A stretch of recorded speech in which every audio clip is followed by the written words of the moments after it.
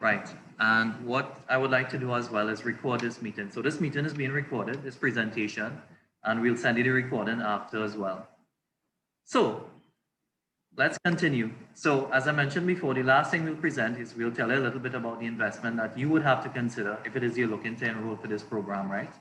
And what we also have today, guys, is I have a past student. He would have started the MBA program in 2019. He would have graduated in 2020.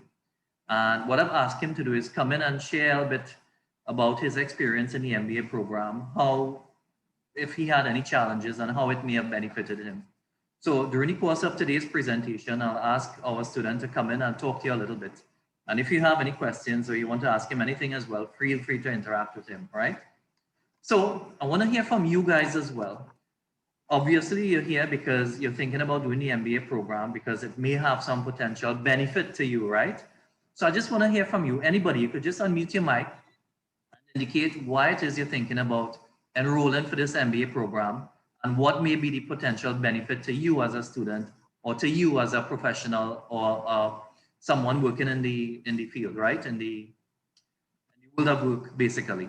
So anybody, just let me know why you're thinking about doing this MBA program. Career advancement, one, and two, because MBAs are something that a lot of organizations look for when you're looking to move up or elevate into senior level positions within most organizations.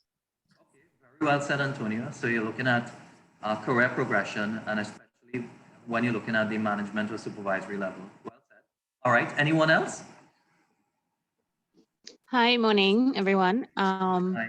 I am interested in this program because I would have completed my degree with CTS in 2019, and it was a wonderful experience.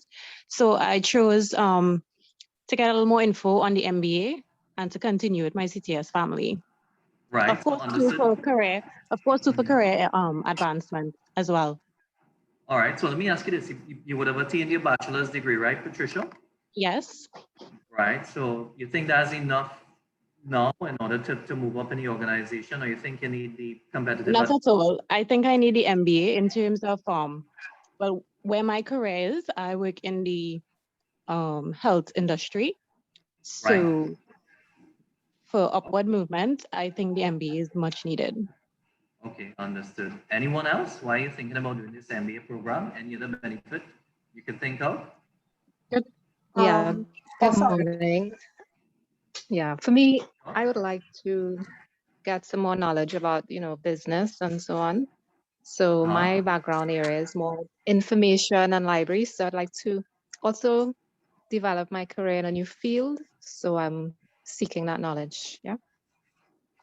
Okay, understood. So you want to learn how businesses operate and how to operate strategically, right?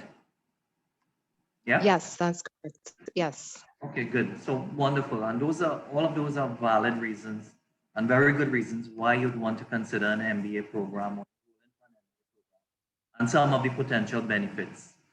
As Antonia, I think it was mentioned initially, in order to move up into management level or supervisory level, an MBA can certainly give you that promotion or give you the opportunity for that promotion, right? Another benefit is career change. A lot of persons now are out of work basically because of what we're experiencing now with the restrictions of COVID and even prior to that. And because of that, some of them are looking to change their careers or move into another career or another organization. And having the qualification can certainly give you the opportunity to do that, right? Another benefit, of course, is an increased salary. And I know most of us here, if not all, would like an increase in our salary. And having the MBA program can give you that opportunity. In fact, in some places of employment, depending on the level of qualification which you have, they may give you an increase in salary. It works like that in some organizations. And definitely, if you have an MBA program, if it is you're looking at promotion or you move up in the organization, that could be an increase in salary as well, right? I didn't get the last person's name, but as she mentioned, you want to learn about businesses and how to start or grow your own businesses. We've had some students who have enrolled in this program, even the MBA program we had before, have gone on to start and successfully operate and maintain their own business and sustain their own businesses. So it could certainly give you the knowledge, the strategic knowledge, and the know-how in order to do that as well. Some of you may work in organizations and you may experience, the level of, I don't want to say complacency, but the level of leadership that we have in some organizations, and having the MBA program and the knowledge and the skills that the MBA brings can certainly help you to become a better leader or manager, and it can certainly help you to lead your organization or your department more strategically. And some of you have everything. You have the position, you have the salary, and you just want an MBA for personal achievement, and that's fine as well. Another benefit, it's not listed here, but another benefit of having an MBA program is, prior to COVID, and even now we've noticed a lot of persons who are applying to migrate abroad, mainly in North America, in the US and Canada. And certainly having an MBA program can give you the opportunity to qualify to migrate into some of these countries. Prior to COVID, guys, almost every week, almost every week, I had a student asking for their transcripts and their documents to be sent to WUS. They are the persons or the organization who would assess the qualifications in order for you to qualify, right? And we had students applying for us to send their documents every week. And most of those students, if not all, would have gotten approval to migrate to mostly Canada. It was Canada at that point in time. So having the MBA can certainly give you the opportunity to qualify to migrate, to live and work in Canada as well. All right, those are some of the potential benefits that you would want to consider. Some of the potential benefits that may come having an MBA qualification. All right, just a quick note, guys. If my mic is breaking up, if I've had a problem before, just let me know. Right? Or if you're not hearing my audio properly. Right. So some of you may breaking up. It's breaking up. Yes, a lot. I'll bring my microphone closer. If it happens again, just let me know and I'll take it a bit slower, all right? Right. So some of you are probably wondering how we are delivering our classes. When the government made the announcement that all schools, secondary and tertiary, were to discontinue face-to-face classes, that was March 13th last year, we had to transition very quickly to online classes. And since then, all of our tertiary, secondary programs are being delivered online via the Zoom platform, just as we are presenting here. So all of our classes currently, guys, are online on Zoom. And based on what we are seeing now and based on what we are hearing now, we think the online classes will continue. Unfortunately, it's not up to us. If it's up to us, we would continue the online classes throughout or indefinitely. But we are currently delivering the online classes with the permission of the university, as well as the Accreditation Council of Trinidad and Tobago. But as far as we could see, at least in the near future, our classes will continue online. All right? Any questions with the online classes before we move on? No, we're good.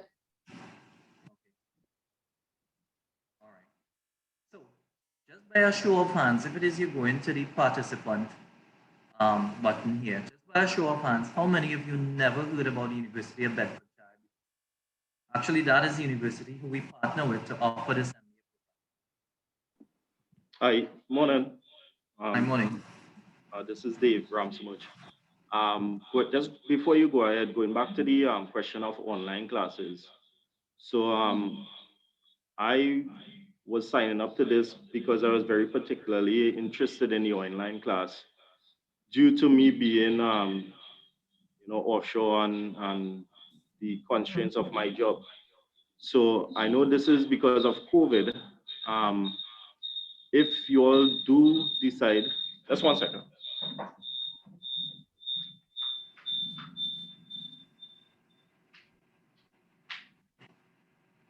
Yeah, sorry, apologies for that.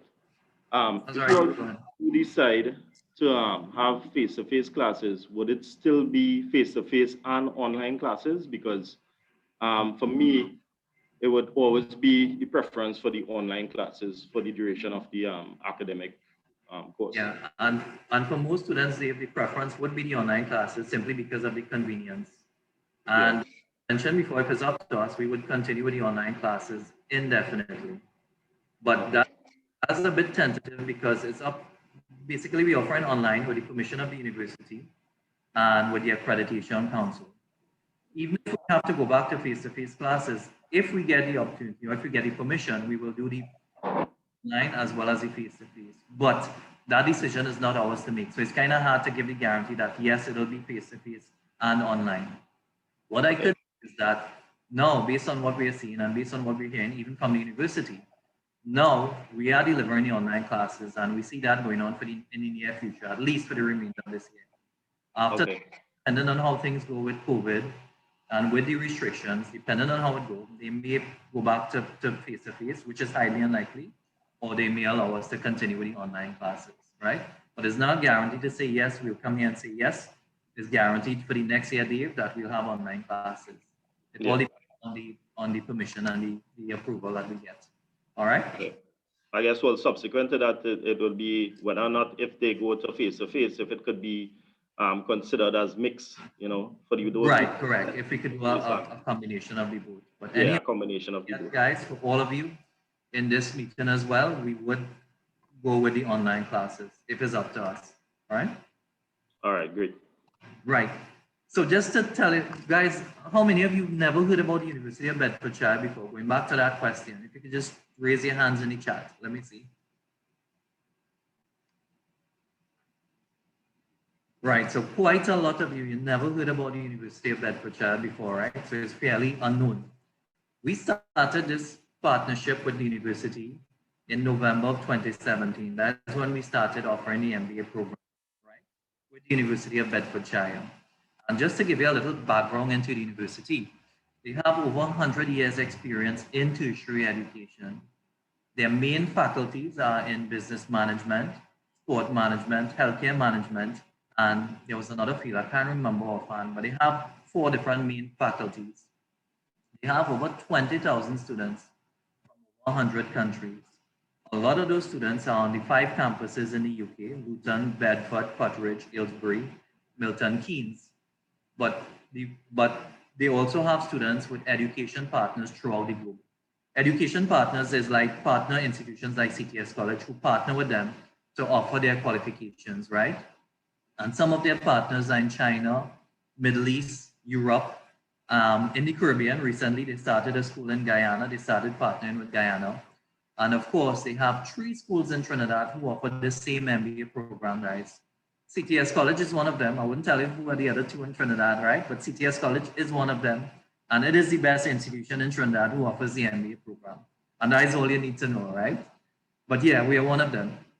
And basically, the university operates, their main campus is in Luton, all right? And that's where the business school is. And that's where they offer the MBA program as well, all right? In 2013, they won the Queen's Anniversary Prize. And this is one of the highest form of recognition for universities and tertiary institutions in the UK. And in 2013, they would have won an award, in that period, all right? So that's a little bit about the University of Bedfordshire. And I'll tell you a little bit about CTS College now. Now, I would imagine most of you are new to CTS College and you never heard about us before because we're fairly small compared to some of the larger tertiary institutions, right? So, just to tell you a little bit about CTS College, well, let me tell you about my experience with CTS College. You're breaking up a lot. Just excuse me, you're breaking up a lot. Okay. You hear me better now? Yes, thank you. Okay, good. Yes. Right. So let me tell you a little bit about CTS College now and my experience with them. Guys, I started CTS College as a student. I attended an information session, just like how you are attending an information session here. At that time, it was on campus in the school, right? And I would have started my undergraduate degree at the college.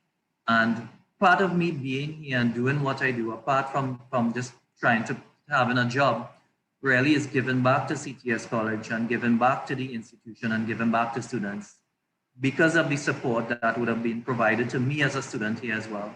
And because of the opportunity that would have been provided to me as a student to attain my qualifications and to get the support that I would have gotten at CTS College, right? So that's a little bit about me and what I do at CTS College. Now, initially when we started as a consultancy company in IT. Our executive director, Mr. Ravi Raghunath, his background was in IT, and that's where his qualifications was. And so when they started over 20 years ago, that was in 1998. When they started over 20 years ago, we started doing IT services, doing IT consultancy and selling laptops and that kind of thing. And quite by accident, we got into higher education or into education on the whole. They started helping a few students from a nearby school who needed help with their IT program. They were doing a certificate in IT. And what Mr. Raghunath found at that time was that helping others learn and helping to educate others was his passion really. And they realized this is something that they liked. And so we started offering certificate programs, CXC, diploma, higher diploma, and fast forward to today, we offer up to postgraduate qualifications.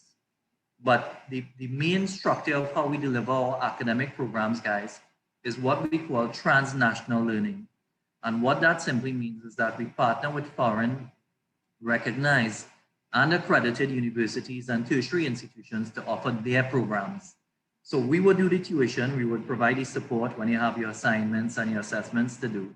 But that final certificate at the end comes from that university. So eventually, for some of you who would enroll and undertake the MBA program, when you complete that MBA program, it will be from the University of Bedfordshire, all right? So we're registered with the Accreditation Council of Trinidad and Tobago, and if it is you go on their website, you could verify that CTS College is a registered institution. And as I mentioned before, we offer a range of academic programs as well as our own short courses as well, all right? And our own short development courses. But guys, as I mentioned before, our reputation really comes from student support services. And as I go through the presentation, I'll tell you about some of the things we do to support you as a student, as you enroll and eventually have to undertake your assessments at the school, right? So that's a little bit about CTS College.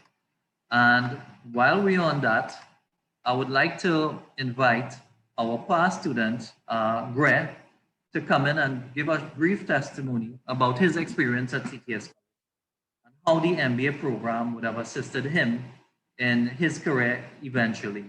Now, just to note as well, the outstanding thing, or part of the reason why I asked Greg to come in and give his testimony was that when he started the MBA program, prior to that, and just prior to that, Greg, in his former place of employment, his position would have become obsolete.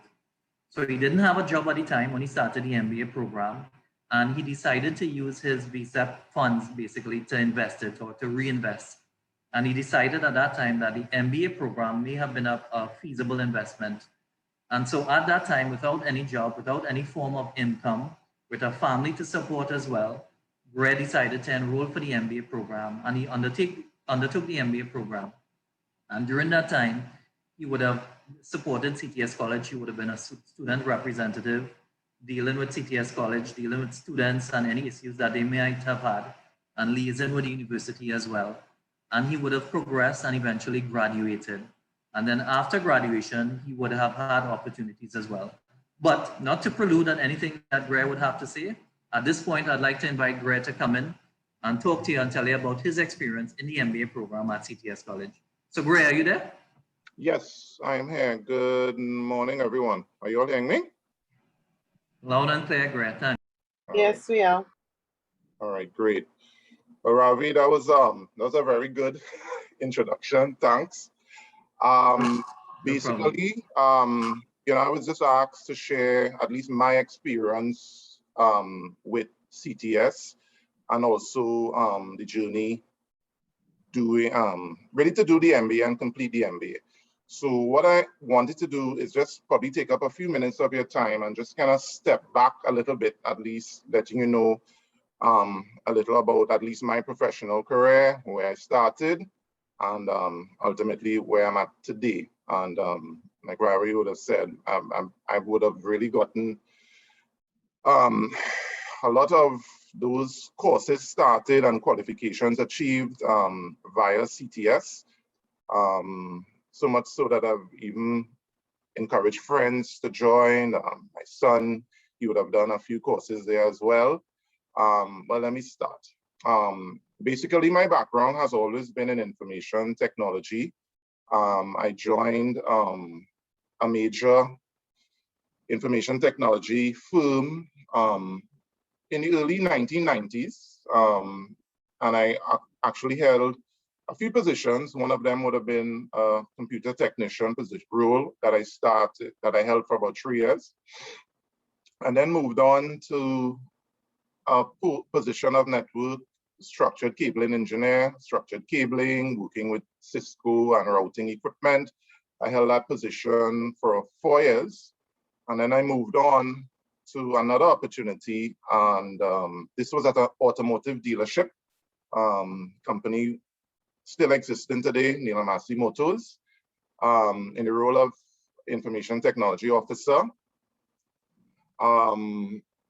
I left that position in 2005 and I joined Toyota Trinidad and Tobago Limited as a systems administrator. I joined in 2005, and the period of 2005 to 2012, I would have completed my ABE, Advanced Diploma at CTS. I would have then moved on and also completed my BSc in Computer Science. And that prepared me for an opportunity in Toyota, where I was promoted to the ITC manager, Information Technology and Communications manager, a position that I held for 5.5 years.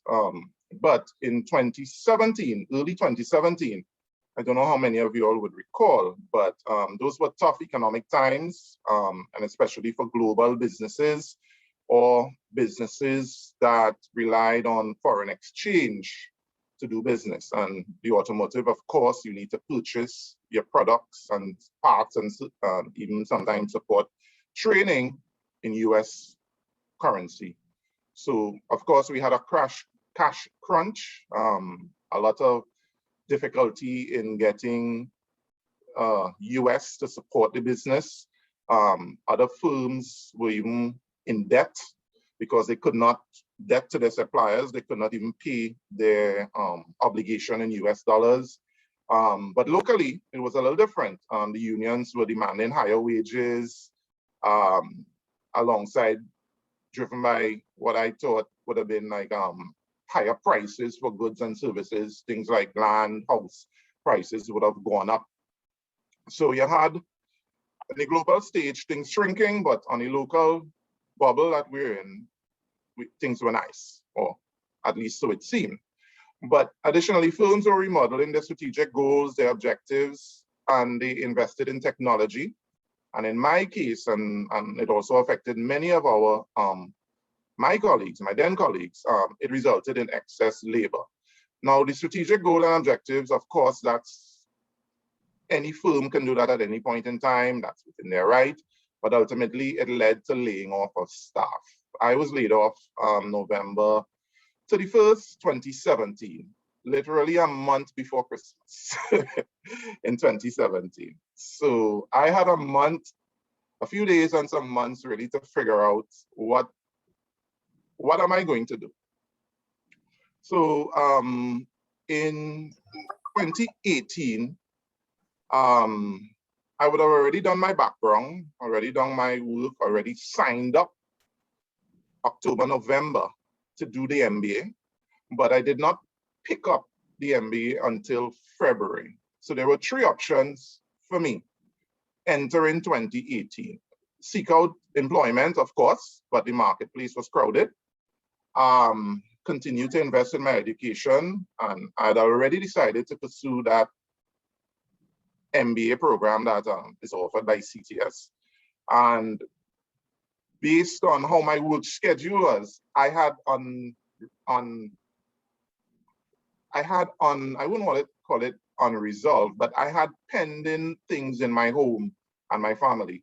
For those of us in supervisory jobs or management jobs, sometimes it's not an 8 to 4 job.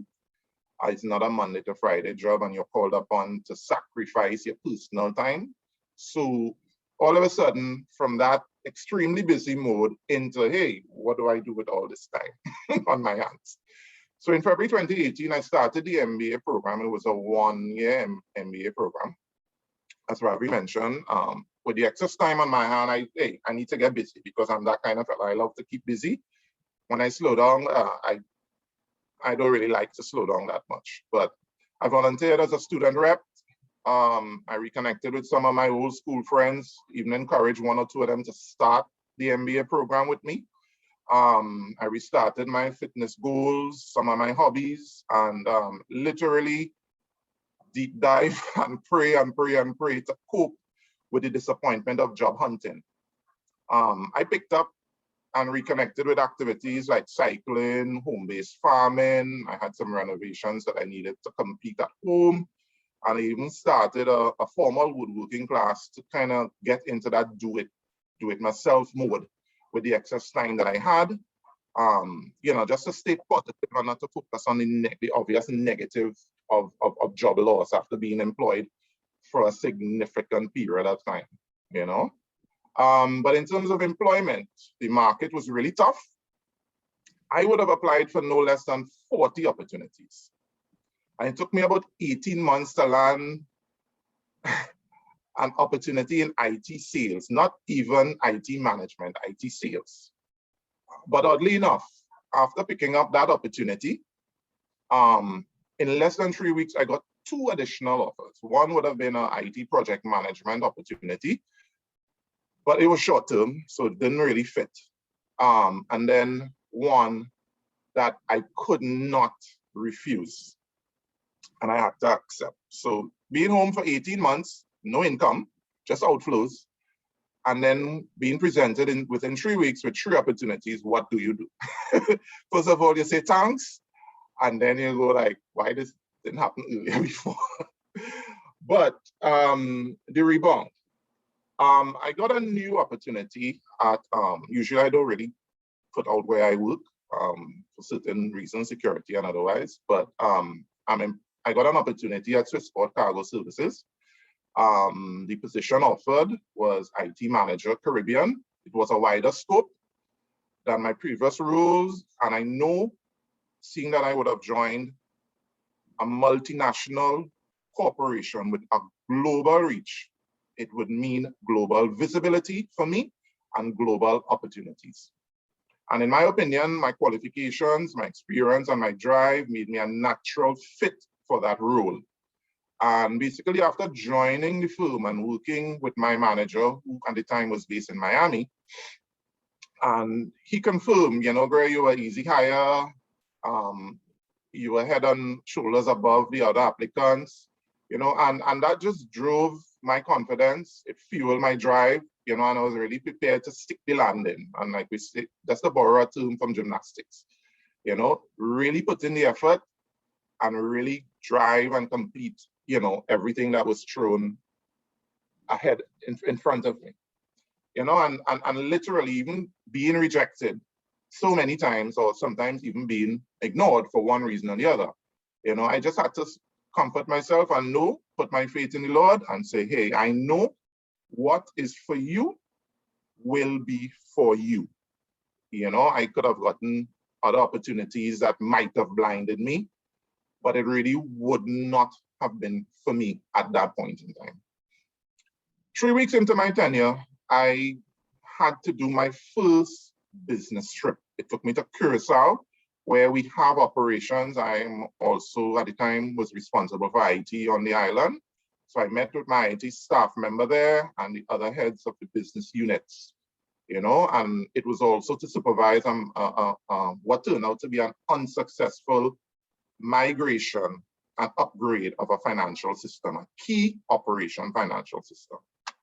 So I spent about 3 days, 3 nights, 4 days in Curacao, and then basically coming back, my manager called me and he said, hey, I don't know how to tell you this, but I need to tell you 2 things. One, I needed to take full control of this upgrade and resolve the issues, whatever they are. Him being in Miami, far removed, he didn't care, just said, hey, I know you could do it, just take care of it for me. And 2, keep your bags back. You could clear your dirty laundry, but keep your bags packed. You'll be heading back soon. So literally I had 2 weeks to prepare. The new go live date of the upgrade was within 2 weeks. I had to collaborate with the local team, IT team, the local business in Curacao and global IT.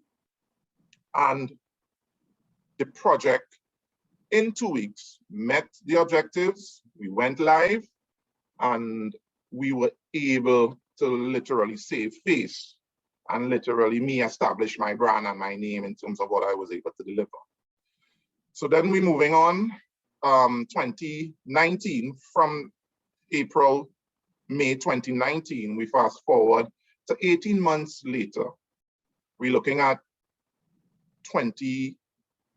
about 8 months later, sorry, my apologies, 8 months later. We're looking at January, February, we're looking at COVID, the impact of COVID on so many businesses and literally the world.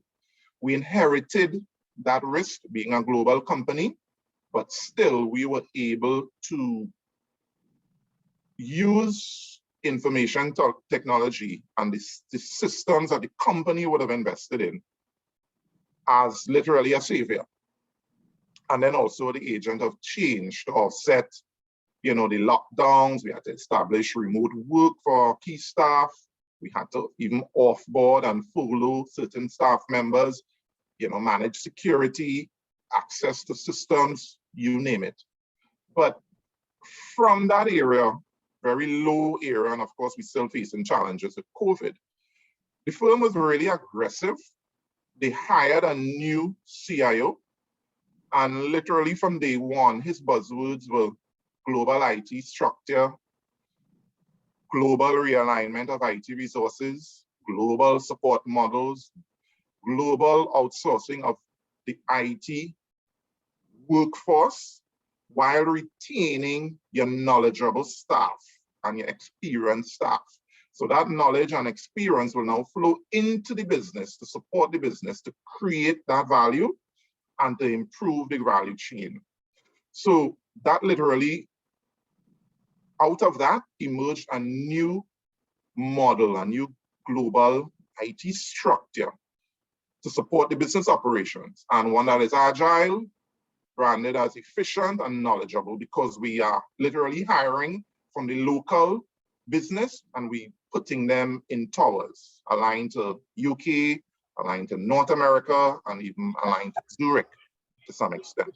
So I just want to tell you a little bit and share about my new opportunities that I was able to benefit from. In April 2021, having applied, I was accepted and offered a role branded as Human Resource Information Applications Specialist. So literally, it's managing HR systems, deployment in that application specialist role, while also retaining my local IT manager responsibility. What it meant, I started work at 6 o'clock in the morning. I finished at 11, and then from 11 to 4 or 5, I would then occupy myself with local and regional business, and sometimes it will intermingle. I may start a little later, may start a little earlier based on what's going on. Preparedness meet opportunity is really a blessing sometimes, and then again, what's for you is for you. And I would encourage everybody to find that space where they could really say, hey, invest in yourself, invest in your education, and really figure out what is for you. So when those opportunities come, you are prepared for it. My recruiting manager, who approached me in January 2021 and said, hey, Greg, I would like you to apply for this HRIS application specialist role, given the projects that we would have worked on before. Excellent job, good fit. I would like you on my team.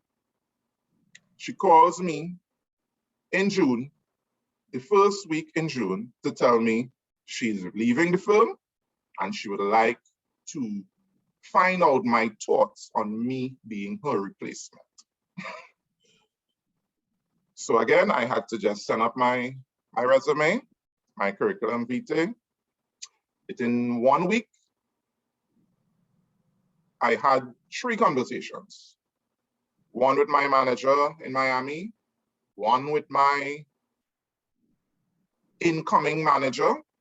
I was given the opportunity to shadow her for 3 weeks, 2 of which she was physically connected to the firm. One, she was on a term called garden leave. She's just literally on vacation leave on her way out.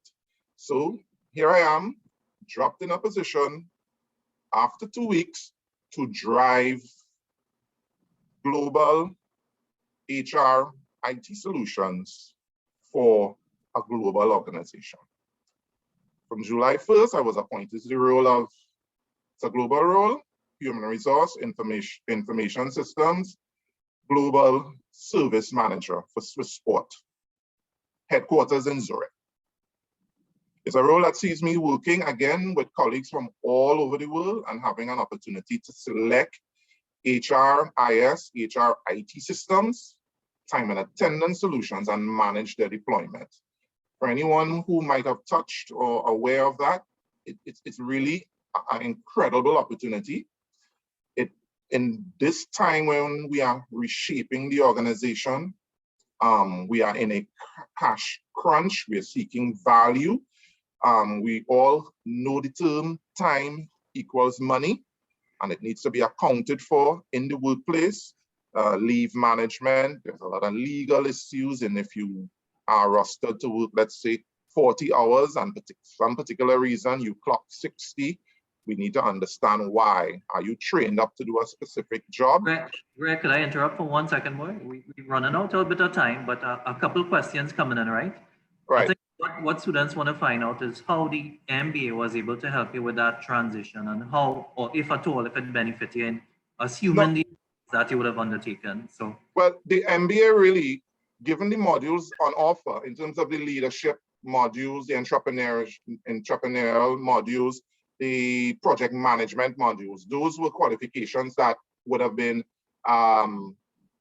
in demand for the post, and that content that we cover, the quality content, the support, and passing those modules, being exposed to 2 and 3 different types of project management tools or methodologies, those were in demand.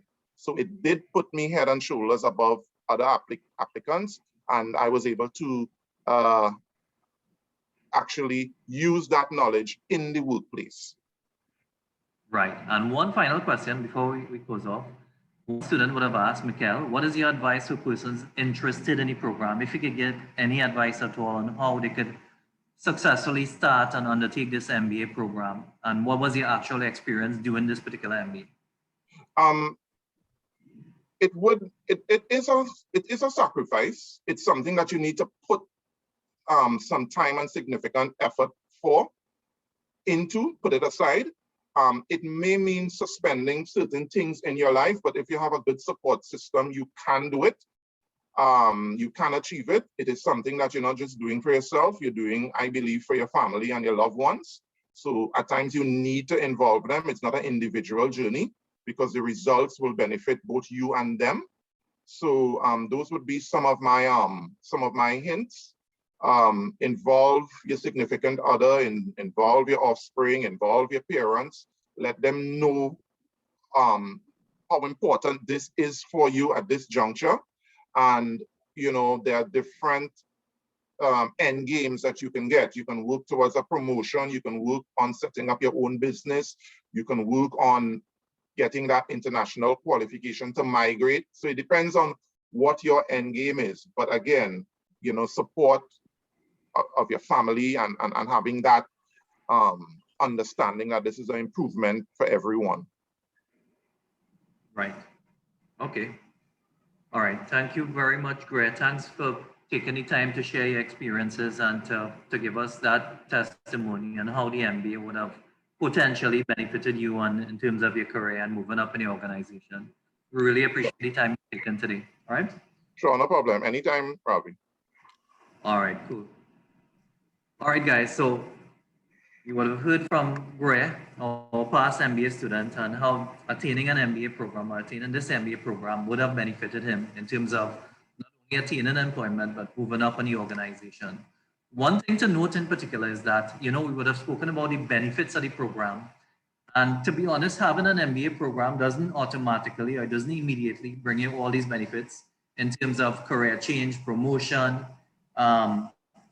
increase in salary, but it certainly gives you the opportunity to achieve and attain some of those things. And that would have been the case with Gray because he didn't have a job before.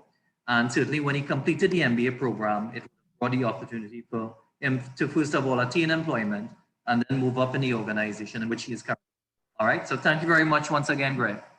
All right, guys, so we'll move on. Just doing a quick check on the time. And we'll move on to some of the other benefits of the program or some of the other, how to put it, the accreditation of the program. And just to let you know as well, this MBA program, guys, is fully accredited. And any program you're looking at, whether it's tertiary, whether it's, below that, you have to make sure that it has accreditation. This MBA program, first of all, is accredited by the Quality Assurance Agency in the UK. That is the equivalent to ACTT, who's in Trinidad and Tobago. And they would have accredited and recognized the program in the UK. But apart from that, the program is also recognized locally by the Accreditation Council of Trinidad and Tobago. And again, any program you're looking at, you have to make sure that is accredited. And accreditation is important for a number of reasons. The most important reason is if you attain a qualification, any potential employer looking at that qualification will check to make sure that is accredited or is recognized locally by the Accreditation Council. So accreditation is an important factor. For you to verify as well, you all can go on ACTT's website and you could see where CTS College, first of all, is registered with ACTT. And secondly, you could look at this program and it would be the University of Bedfordshire, would be a recognized institution, recognized locally by ACTT. All right. Any questions on the accreditation before we move on? Okay. Yeah, so. In terms of the programs. Somebody had a question? Yeah, just about wrapping up here. The session is super wrapping up Right.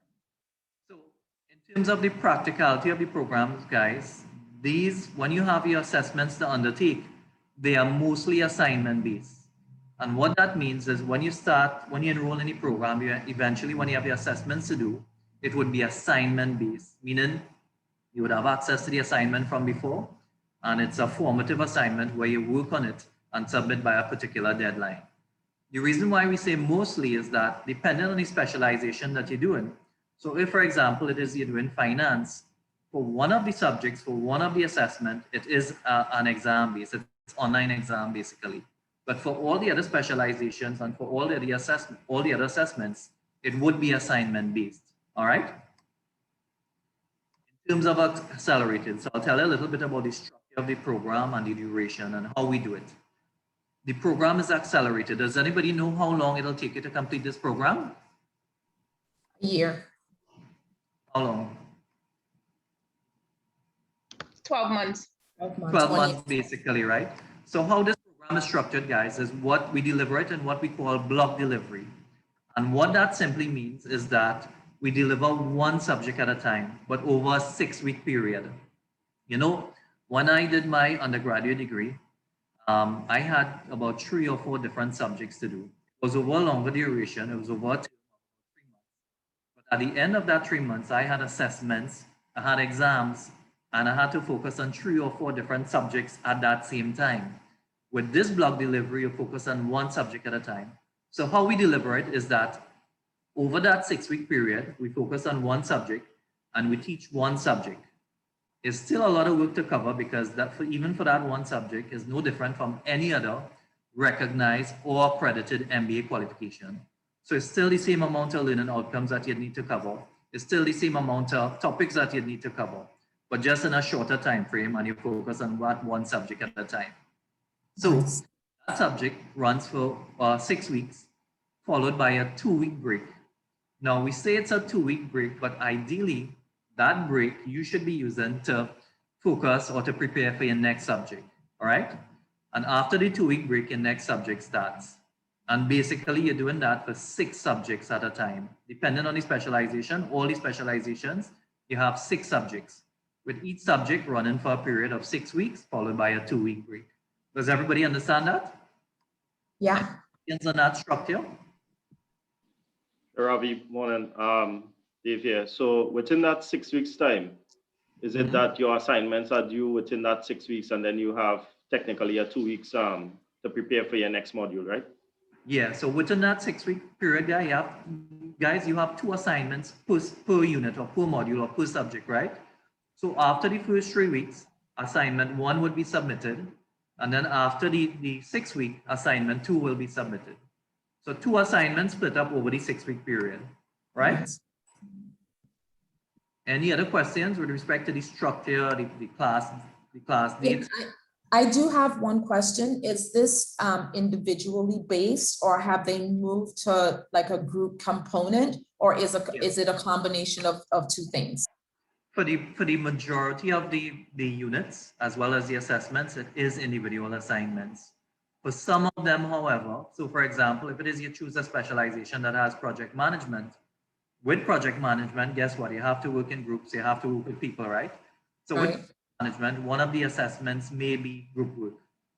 All right, other than that, for one other subject, for one other unit I can think of, it's group work. For the majority, it would be individual submissions. All right. Okay. Thank you. Our classes, the online classes, as well as when we had face-to-face classes, guys, it was on Saturdays. So most of our classes are on Saturdays from 8 a.m. till we say 5 p.m. But the reality is we finish around 3, half 3, because there's only so much you could take in an entire day. And throughout that day, you know, you'll have your breaks, you'll have your lunch break, you'll have your breakfast break or your tea break in the afternoon. So you'll have breaks in between. But for the most part, our class day is on Saturdays, and the time is more or less for the entire day, from 8 a.m. till around 3 p.m., half 3, 4 p.m. on average for most of the subjects, right? So Ravi, so just one question with that, because in my case, I am on a shift basis, right? So the first question is it going to be every Saturday? And then if for some reason you cannot attend the class, is it that that would be an issue, or you can make up with the recorded sessions? Well, to answer the first question, yes, it will be for 6 Saturdays running. So it'll be every Saturday or every week. Secondly, students will have access, if for any reason you miss out classes, you'll have access to the recording to make up. But personally and preferably, we would prefer students attend the live classes, simply because there are some things that you might need to ask, or you might need, you would have to cover that you may not pick up in your recording. So the preference is that you attend the classes, don't use the recordings as an excuse not to attend. But if you have a valid reason, such as if you have to work on shift, for some of the Saturdays, it would be accepted. All right? Okay. Ravi, Yeah. how many classes are you allowed to miss? Is it 80% attendance or 90% attendance? Well, the requirement is 80%. That was the initial requirement. But again, depending on the student's circumstances, we may discreetly, and it depends on your reason, we may discreetly allow you to miss more, with the understanding that you would be able to look at the recording to make up on whatever you would have missed out. All right? Okay, thank you. No problem. All right, guys. So let me just move on quickly to the specializations. If you all have questions, just remember that at the end of this session, we'll leave an open floor where you could ask your individual questions, right? I just want to cover the main things, and we don't have much longer in any case. In terms of the specializations, guys, and if it is you're not too sure about which specialization to choose, I am always available, or CTS college staff is always available to give you advice on what you may consider. But that is highly dependent on what you want to do, or what you want to do in terms of your career and in terms of your experience. That would lend to what specialization we might advise you on to consider. But guys, on the specializations, we have 9 different specializations in this MBA to consider. 2 general options where you'd already specialize. It's just like a general MBA you're doing.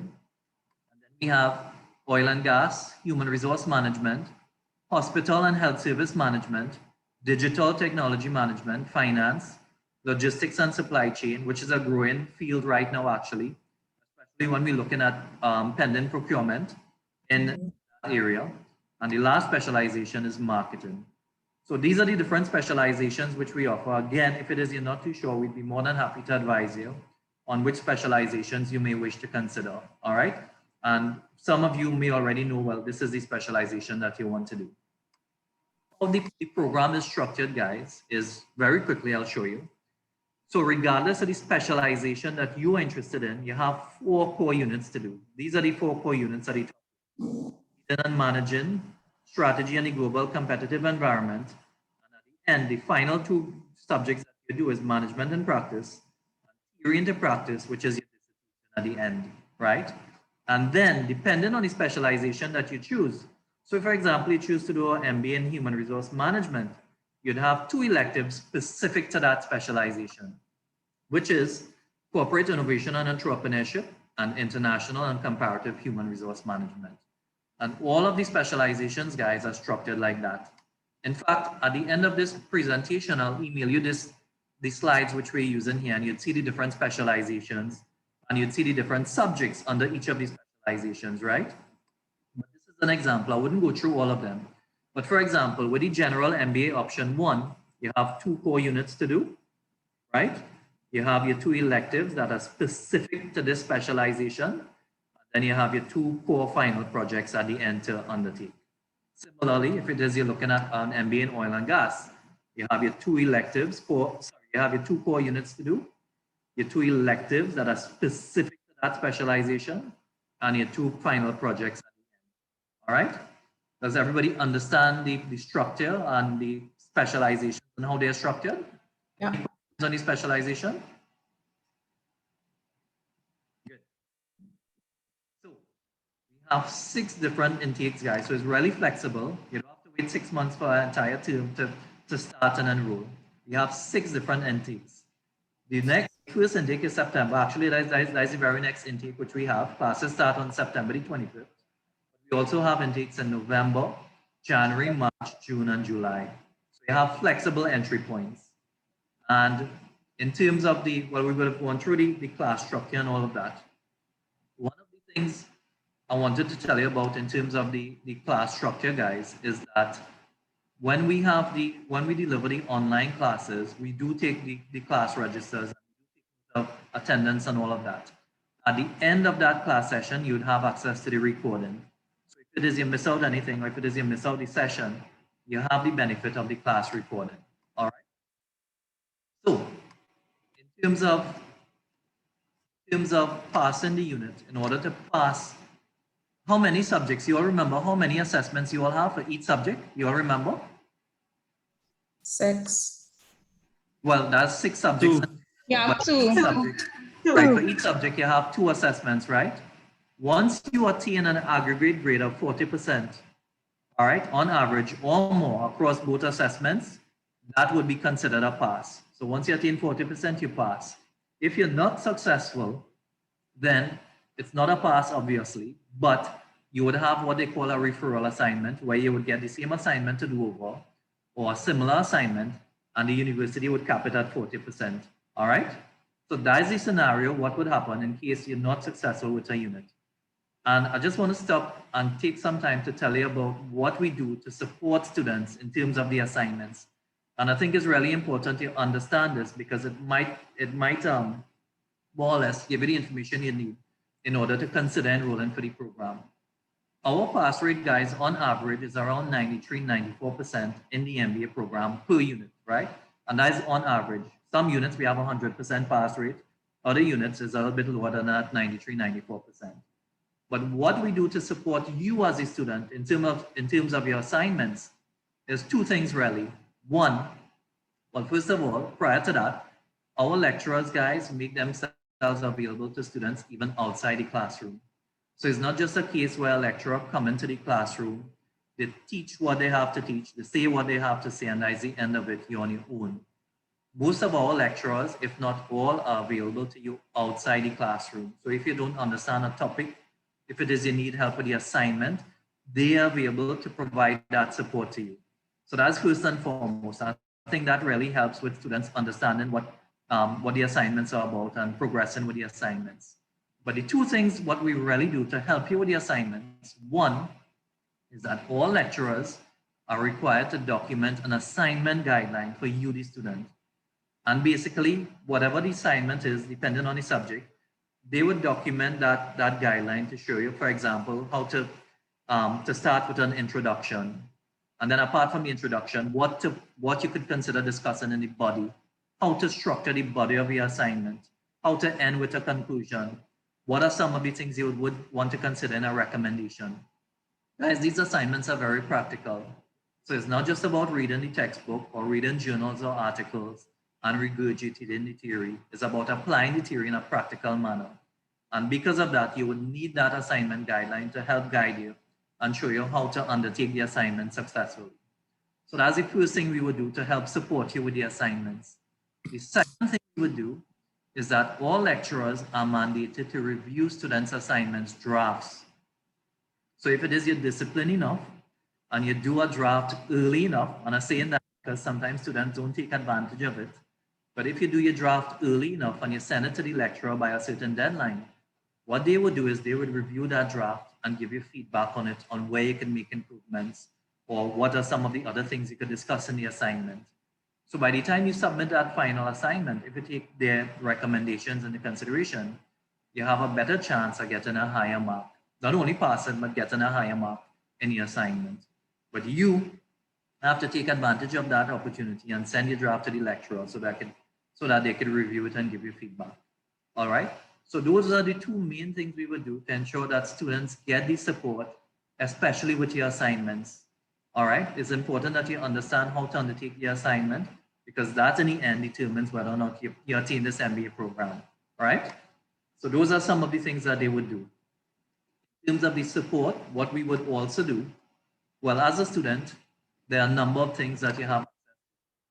The first one is access to a student portal called Brio, where guys, you would have access to all the study materials, the learning outcomes, the topics, journals and articles relevant to the content that you would need to cover, right?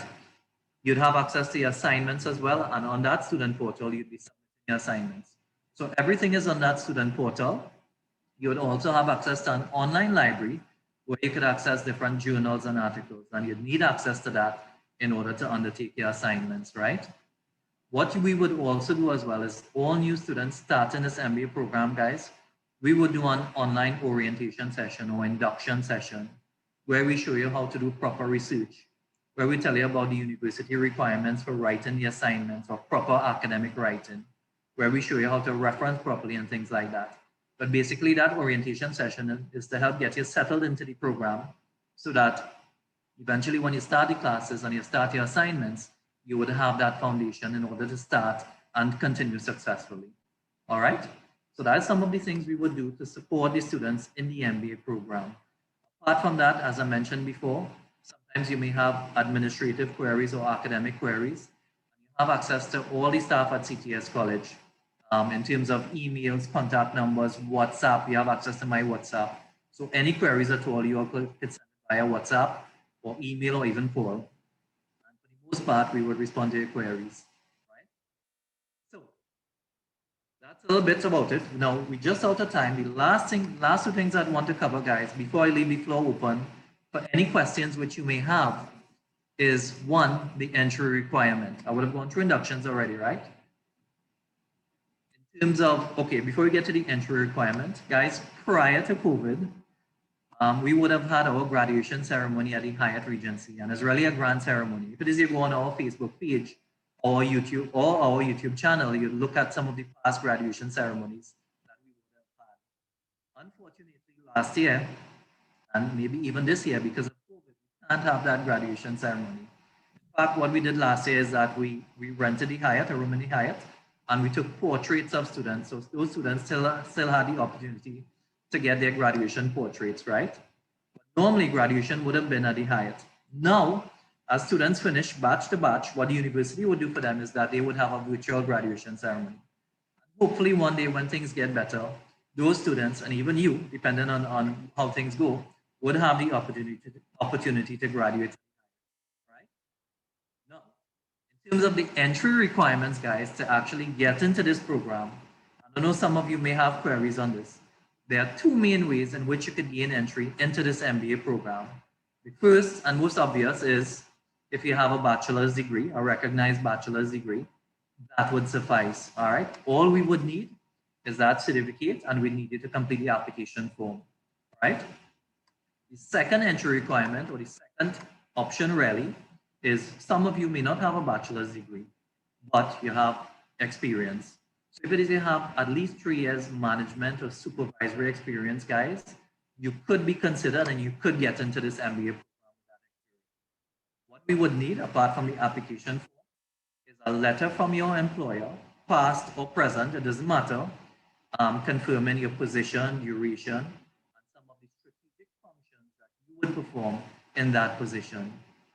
Just to let you know as well, is that your title doesn't have to have manager or supervisor in it for you to get into the program. What they would look at is the experience that you have. So those functions that your employer would list on that letter is what they would actually consider, and not necessarily a title where it has to have manager or supervisor.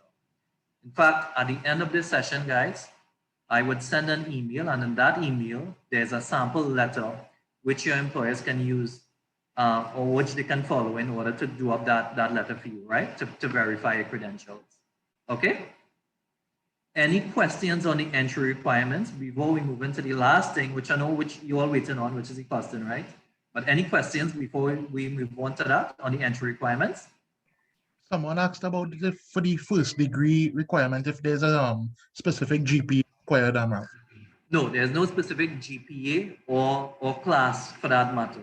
All right. Once it's a bachelor's degree and you have you have that certificate, that's an entry requirement. All right. Or it could be considered as acceptable. All right? And we do make allowances on case by case basis. So if, for example, guys, some of you may just have an associate degree, and you may have a certain amount of years experience, work experience, they may consider it, but it is on a case by case basis, and we'd be more than happy to give you advice on how you could structure that letter or what you could use to get into the program. All right. Right.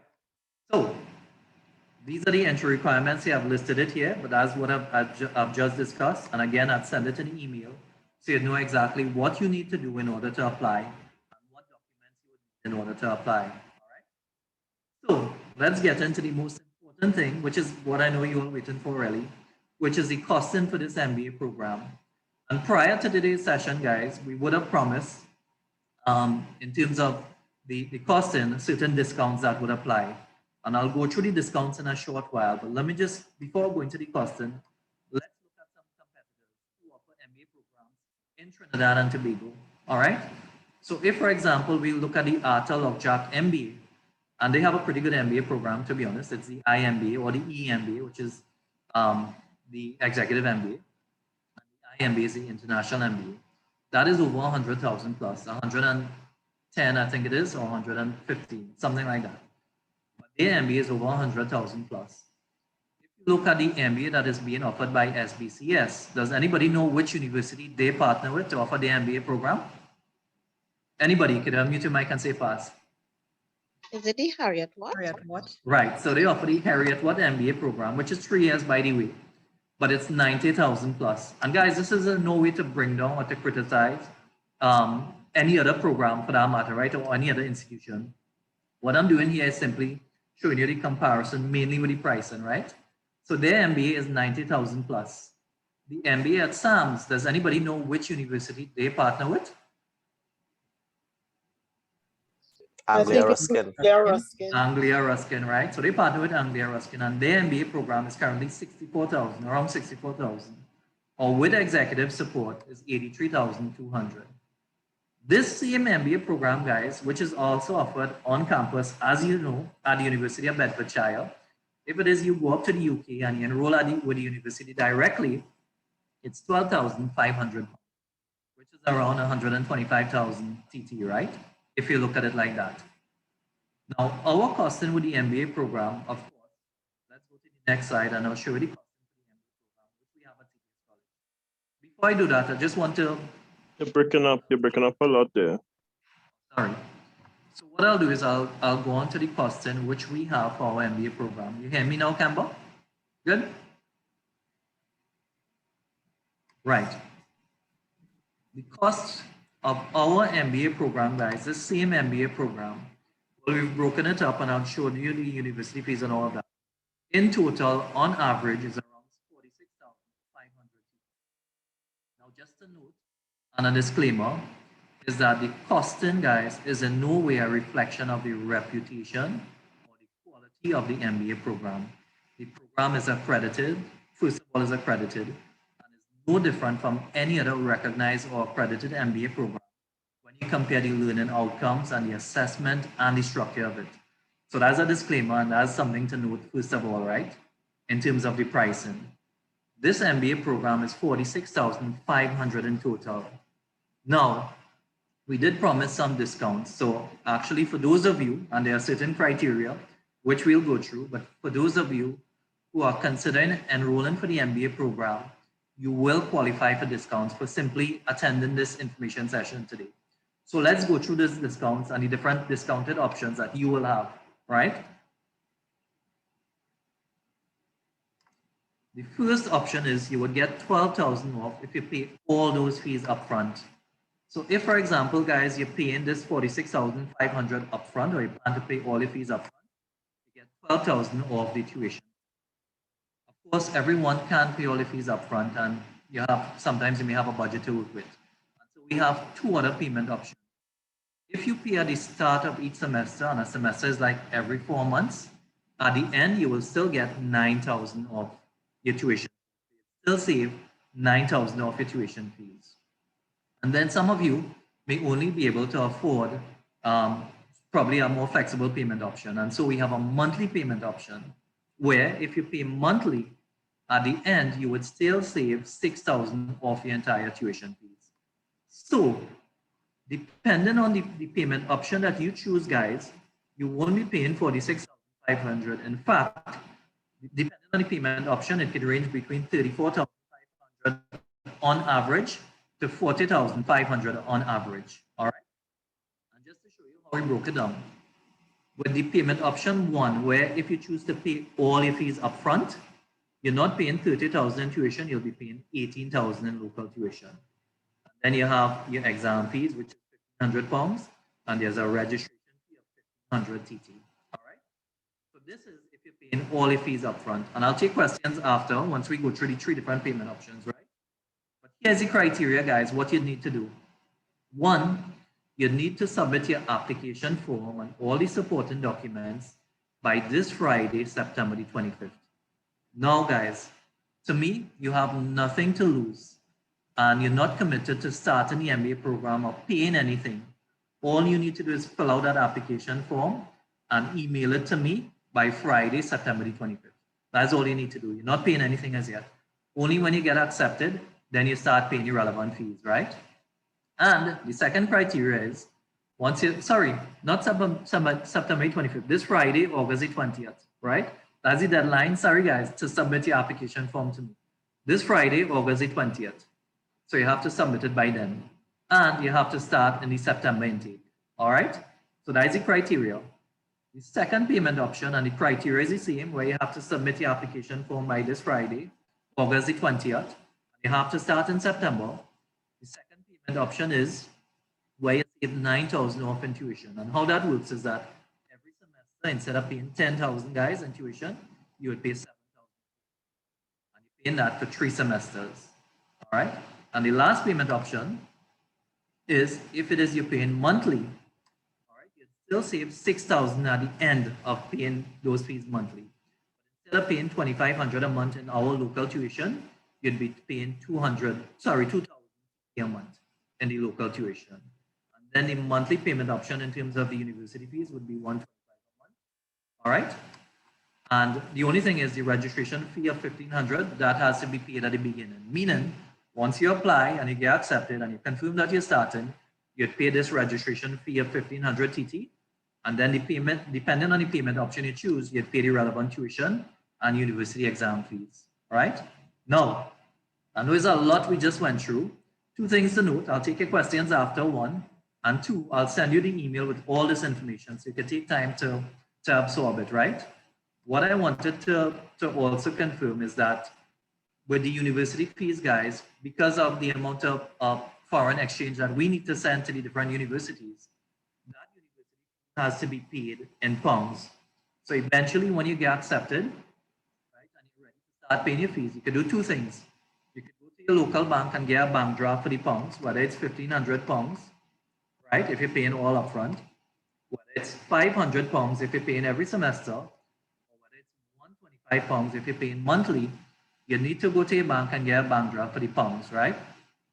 Apart from that, the only other option is if you ask your bank, they could wire the funds to our First Citizens account as well. All right, so you have two payment options to pay those fees. But I just thought it was prudent to let you know upfront that the university fees has to be paid in the pounds, not the TT equivalent, because of the challenge we would get in terms of getting all the currency we would need to pay the different universities.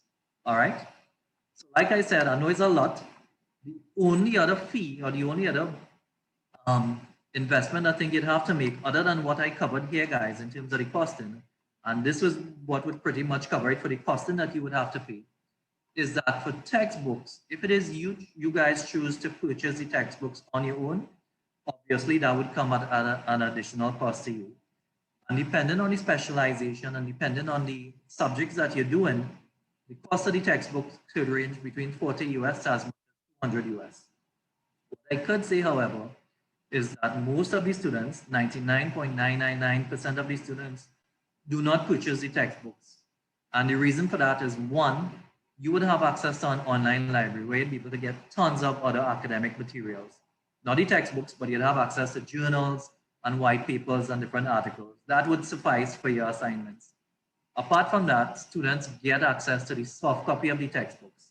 Now, for copyright reasons, we can't distribute the soft copies, but most students, if not all, when they join the classes, obviously you would network with other students and they have access to the textbooks. All right. And so because of that, that is the reason why I'm saying most of these students, if not all, who already purchase the textbooks, they would have access to the soft copies. All right.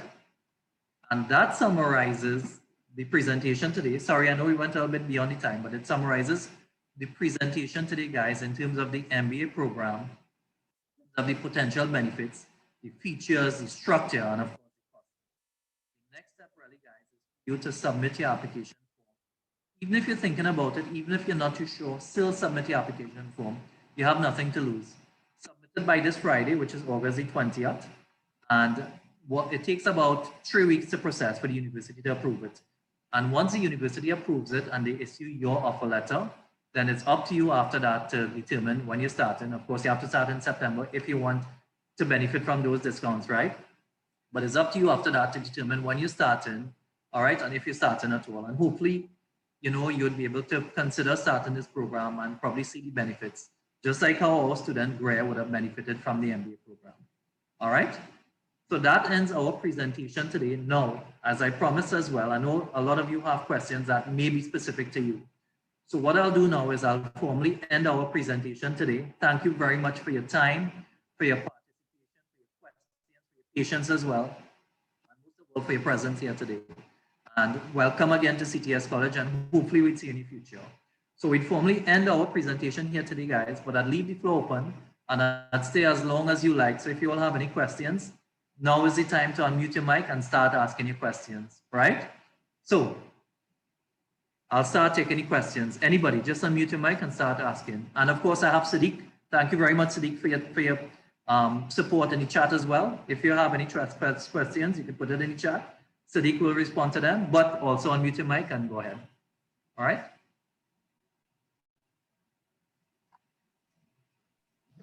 Ravi, just clearing something up. In terms of the application, I have to download the form, and am I to scan my bachelor's, that document, that certificate, and send to you? Yeah, Patricia. Actually, I'll email you the application form, so you'll have access to the soft copy, certificate, a copy of your certificate, and a form of ID, and you can email it back to me. Okay, great. Well, I'm on it. Yep. Hey, pleasant morning. Morning, Kurt. Yes, hi, how are you? How are you, man? Good. Well, as you know, I would have sent my application already into you. Would I still need to fill out the form so I'll be able to get the discounts? No, that's okay, Kurt. We already have your application. So now that you attended, you'll benefit from the discounted costing, whatever option you choose. Lovely. Cool. And thank you. All right, no problem, Kurt. All right, guys, let's have the questions come in. Come on, unmute your mics. Are you consider, will there be an option beside Saturday, any other day of the week, let's say a Sunday? For classes? Yeah. Actually, Daniel, I'm glad you mentioned it, because what I should have said is that depending on the specialization you choose, we may have Sunday classes in addition to the Saturday classes. So for example, remember when I went through the structure and I said you have 2 core units to do? Because of the amount of students in those classes, Daniel, and we, even if it's online classes, we still like to keep it within a certain amount of students. Yeah. Because of the amount of students, we have Sunday classes for those core units as well. So you're guaranteed Sunday classes for the core units. And even weekday classes, if it's too big, we'd have a weekday option as well. But as for the core units mostly, and then depending on the sizes of the other classes, there may be a Sunday option. For the electives, is mostly Saturdays, all right? Okay. The electives not on any other day at all? Nah, the Saturday. If the elective is big enough, for example, we offering an elective now, project management, and there's over 100 students in that one elective, we have a Saturday and a Sunday option, but only if it's big enough for us to start Okay. class. Yeah. Okay. All right. Okay. Yep. Hi, good morning. Hi. Good morning. Well, I don't know. Hi. Lady go first? Yeah. Hi, good morning. Hi. With regards to the specialization in finance, you were saying there is an exam? Yeah, actually. Sorry, I didn't get the name. I'm not seeing the name. Rick Lee. Oh, Rick Lee. Right. So what I was saying is for finance, the majority of the assessments would be assignment based. One subject only, which is business economics.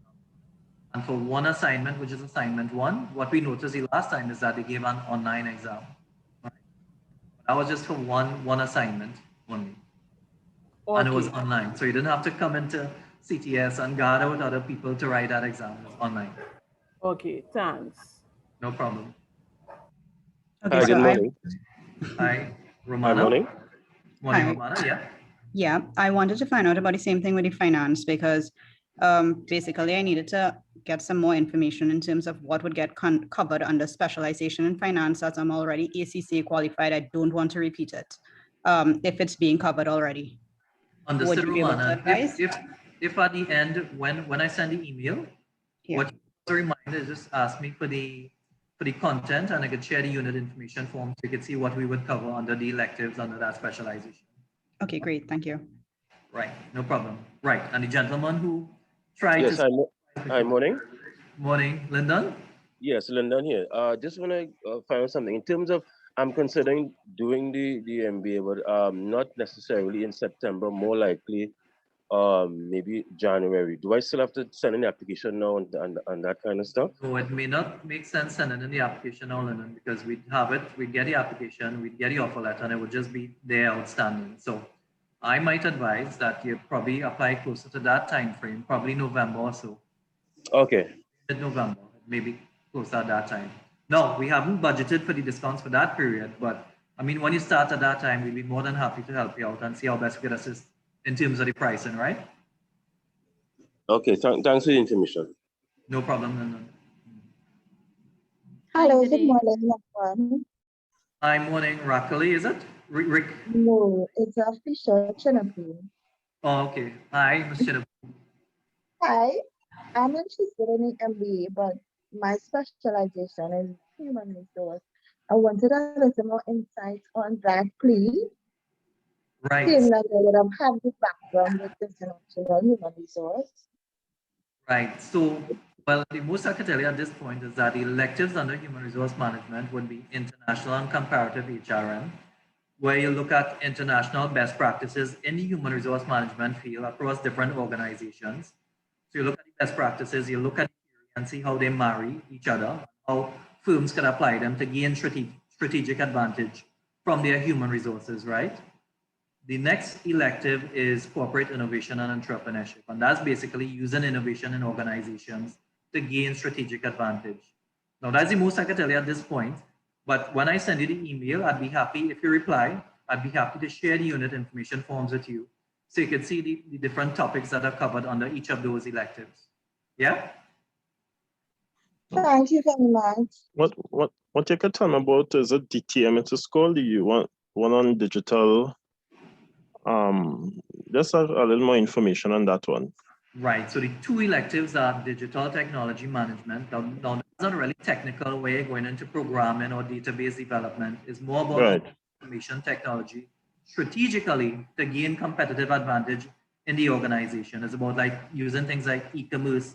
They even discuss blockchain now, which is a trending thing in IT, to basically give you strategic advantage, but it's more high level, it's not technical.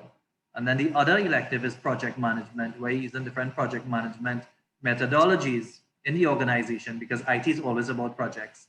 So it's about managing those projects better using these different methodologies and frameworks. Again, I could always share the learning outcomes with you once you reply to the email and let me know. I'd be more than happy to share the information with you. Right? Certainly, thanks. Yeah. Hi, so I think I have almost the same questions as the others in terms of specialization that I have is health and hospital management. Health and hospital, right. Yes, I have almost 13 years in public service.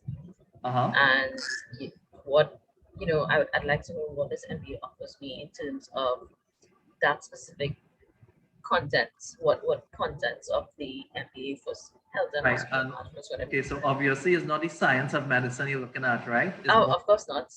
It's more about managing the healthcare system in terms of adopting best practices which other institutions and hospitals use, in terms of everything from the record management system, patient management system, everything like that. So I know that Trinidad and Tobago, they're going to make a big push for HIS, which is health records information. Yeah, exactly, because they need to digitize the record system right now. That's another conversation. But yes, I want to know if this MBA has things that affords me some sort of managerial experience in these things. I think it does. I'm not just saying that because we wanted to enroll, but the reason why I'm saying that is we have a lot of healthcare professionals now, all right?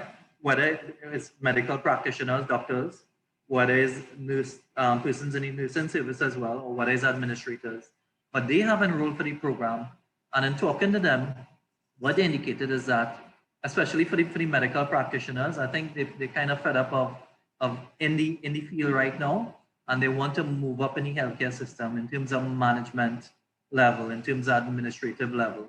For example, I'll be very frank with you. Healthcare facility, she was recently promoted in terms of overall and being in charge of the different health centers in the central region, and basically that's what she did it for. So it would bring that to you, right? I'll be very honest with you. I'm just really interested in this because I'm tired of the mismanagement that is happening. That is happening. So just Well, enrolling for the MBA and attending may not solve that problem. No, it may not solve it, but you can at least have somebody there with some sort of what do we call it? Not saying we have a word for it. Oh my god! But somebody with concrete, Yeah. Concrete evidence. And it'll certainly bring a different perspective as well, right? Yeah. Ayana, see your hand raised. Ayana? Yes. Hi, good morning. Hi, good morning.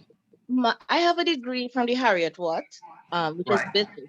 I was wondering how hard it is to do a specialization, let's just say in logistics, because I know that's a growing field.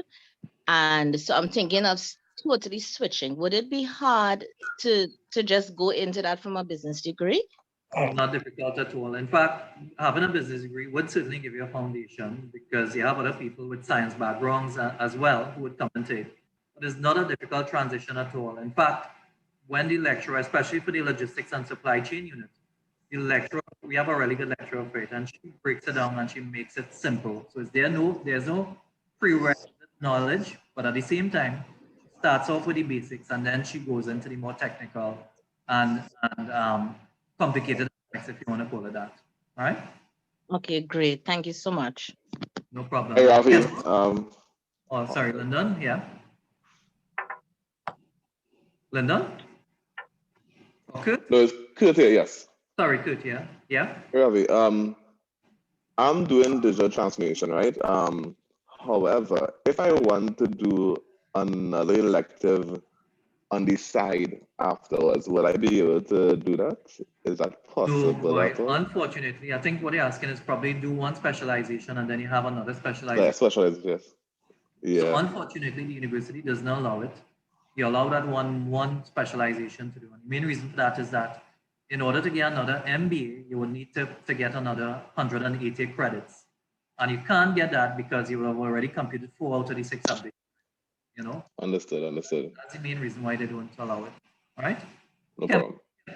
No problem. Good. Hi, morning. Morning, Kemba.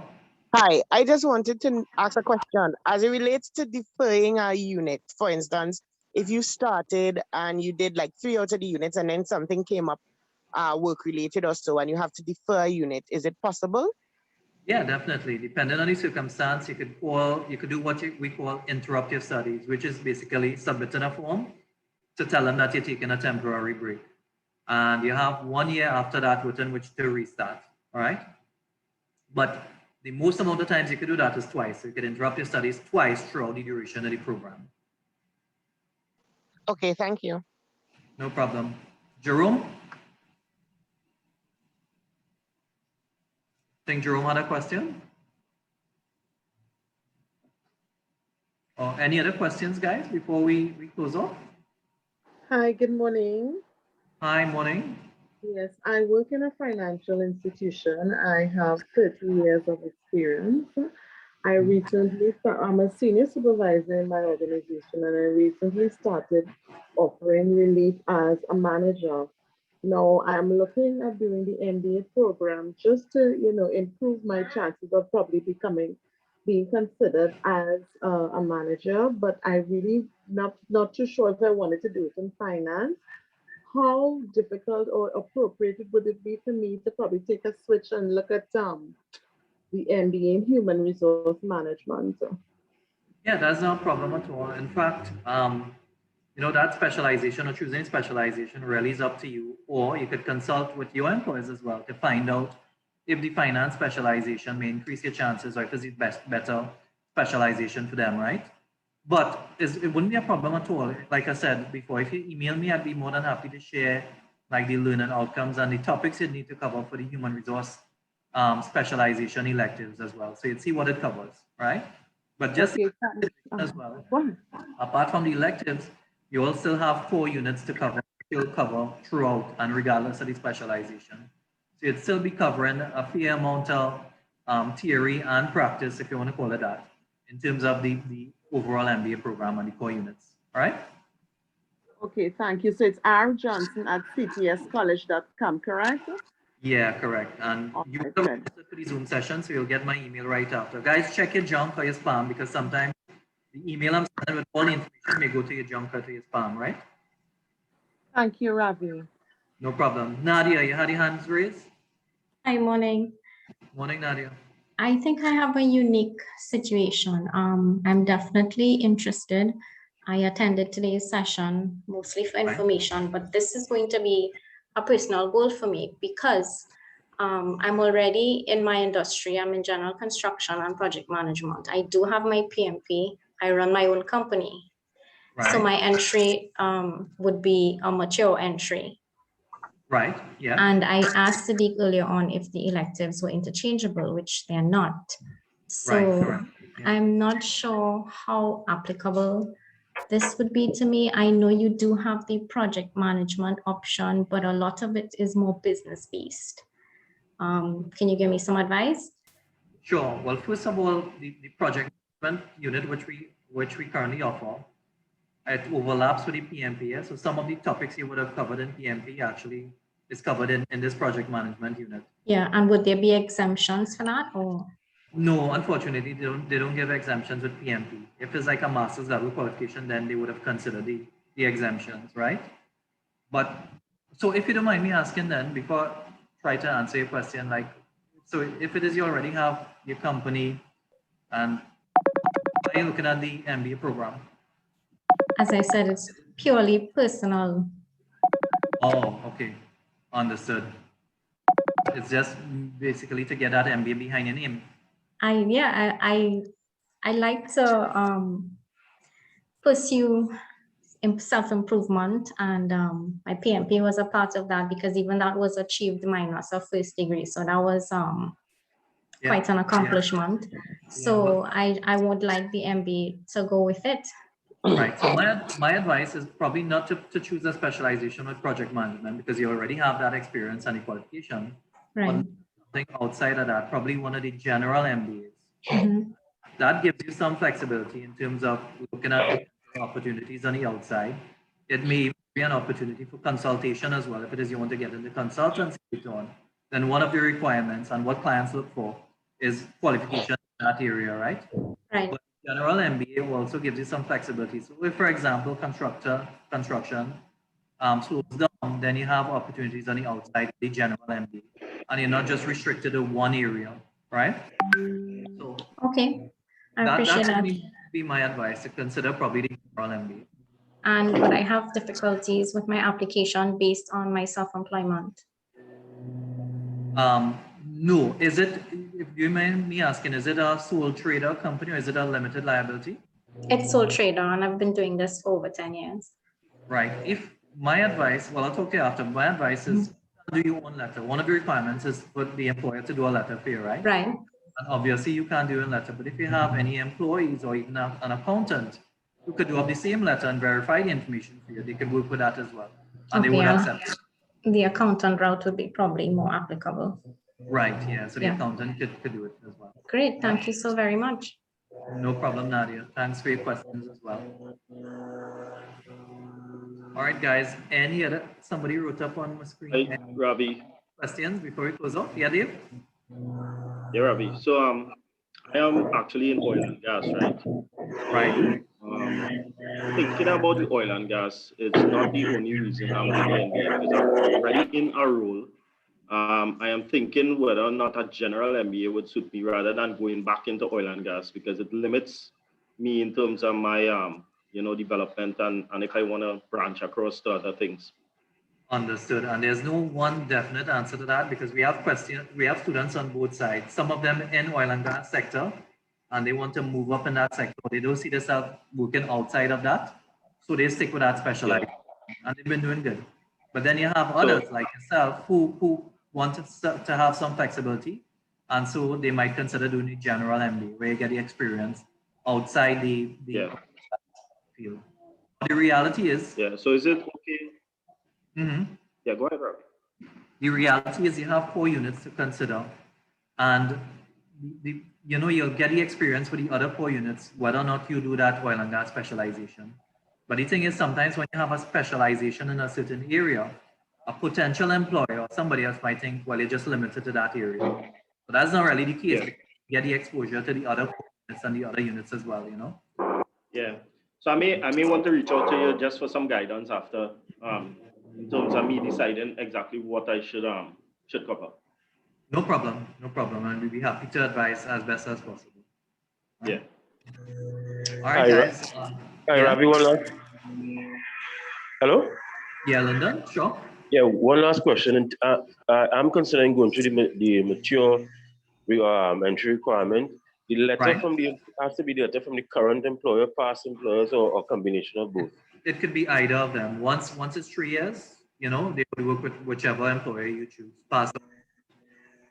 Okay, all right, not a problem. Thanks.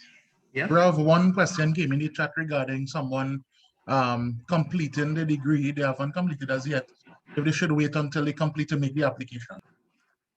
Well, yes, because we need the certificate from the degree, or at least a letter of completion. So we wouldn't be able to submit the application without that document. So yeah, we'd have to wait until they complete. Yeah. Unless they have the management experience and you want to apply using that pathway, you could do that as well. Yeah. All right, Jesse, you had your hand raised. All right, guys. Well, any final questions before we close off? All right. Well, once again, thank you very much for your time today, for your participation and for your questions, guys. Look out for the email. I'm going to send all the details within half an hour. I'm going to send the details. Check your junk or your spam. And if you have any questions, you can reply to that email or contact us during the course of this week, right? check, I did say check his spam, right? And that's it. Any other questions, feel free to contact us, guys. Thank you very much for your time. Yeah? Thanks, Sadiq.